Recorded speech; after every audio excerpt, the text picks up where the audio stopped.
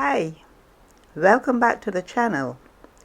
The transatlantic slave trade was one of the worst atrocities in the history of the world.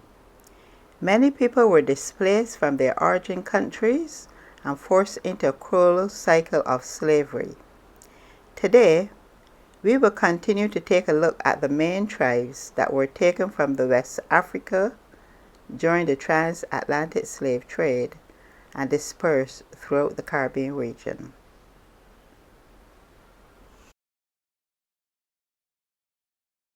Fulani.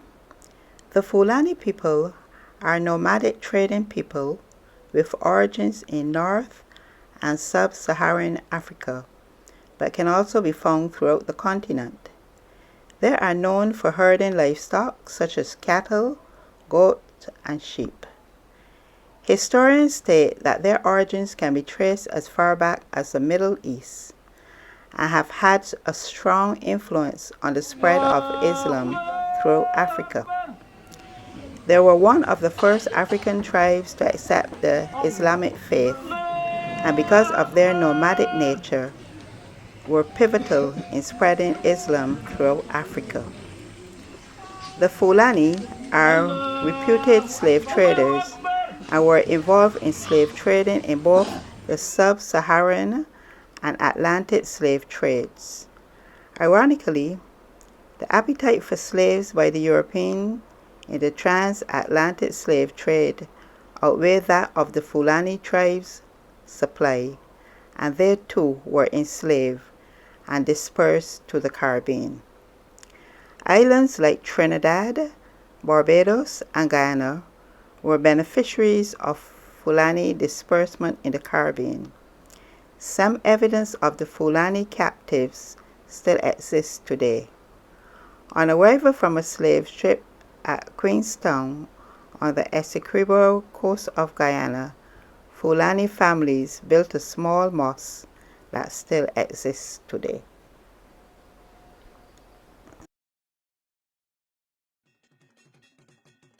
Bono.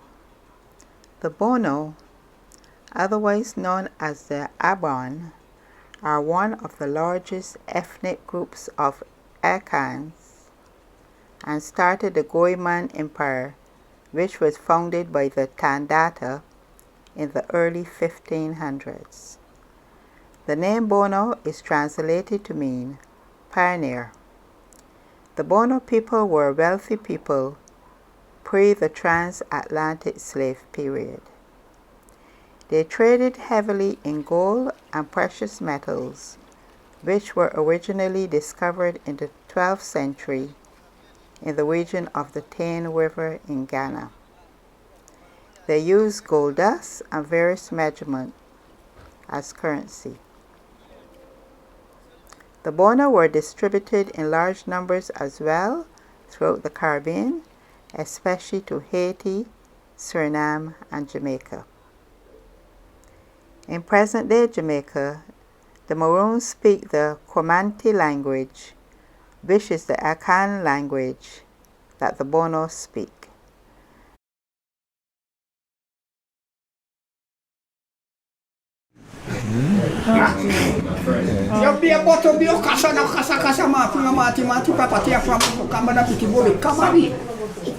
Right. So, tell me what that means, Mr. B. Where's yourself? We get the picky bow part, right? The pleasure we serve. The maroons of Jamaica live in the Blue Mountains and the John Crow Mountains in the east of the island. These are the descendants of communities formed by runaway African slaves who were forced to work on sugar plantations beginning in the 17th century. The Comanche language of the Bono people was used for everyday communication until the early 20th century, after which its usage was limited to religious and ceremonial activities. Wolof.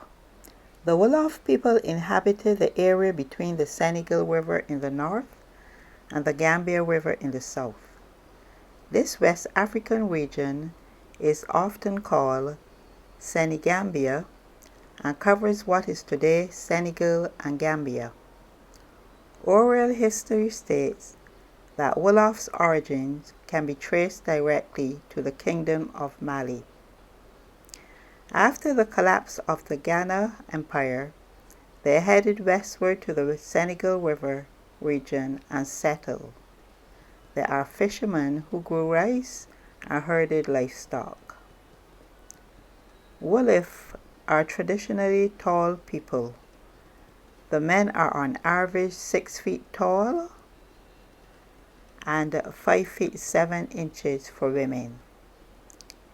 They are very, very dark in complexion, and their population is approximately 7 million, which is spread across 3 countries in Africa. The Wolof Empire was a major participant in the slave trade, exporting as much as 1/3 of all African slaves prior to 1600 CE. The Wolof eventually became the most powerful tribe south of the Senegal River. Many of the Wolof people were dispersed to many Caribbean islands throughout what is known today as the Lesser Antilles. Chama. The Chama people are one of the largest single ethnic groups in northeastern Nigeria. The people of Chama are known to be very protective of their customs and traditions and do so with great vigor. There are 2 main clans in the region known as Gogijars and Gadis. Gogijars practice the Islamic faith and have originally migrated from the state of Kashmir, which is in the northeast region of India. However, the Gadis clan follow Hinduism and is further divided into smaller ethnic groups. The Chama people are a melting pot of cultures and beliefs due to heavy immigration from other tribes to their lands. They were known to be raided by the Fulani on a regular basis long before the Transatlantic slave period. The Chama people were dispersed widely throughout the Caribbean, but especially to Trinidad, St. Lucia, and Antigua. Manding. The Manding, otherwise known as the Malinke tribe, is a part of the largest Mande people. In Gambia, they are known as Mandingo. In Mali, they are known as Malinke. They are located mainly in Mali, Guinea, Senegal, the Ivory Coast, and Ghana. The Mande people are primarily categorized into 2 ethnic groups, West Mande and East Mande. The Manding belong to the West Mande ethnic group and are synonymous with the famed Mansa Musa, who ruled as the 9th king of the Mali Empire between 1312 to 1337. The Mali Empire was a wealthy empire that derived its profits from ivory and slave trading, but more predominantly gold and salt mining. Just like many other kingdoms and empires in Africa, the transatlantic slave trade put an end to the Mali Empire. Many of the Mande, especially the Manding, were dispersed throughout the Caribbean at a rapid rate. Understanding the past will always certainly help us navigate the future. And we hope we have been able to shed some light on the origins of the Caribbean people. If you have found our content interesting, please consider subscribing to the channel and give us a like. We have some more interesting content coming very soon. Remember, The hardest thing in life is to know. So, until next time.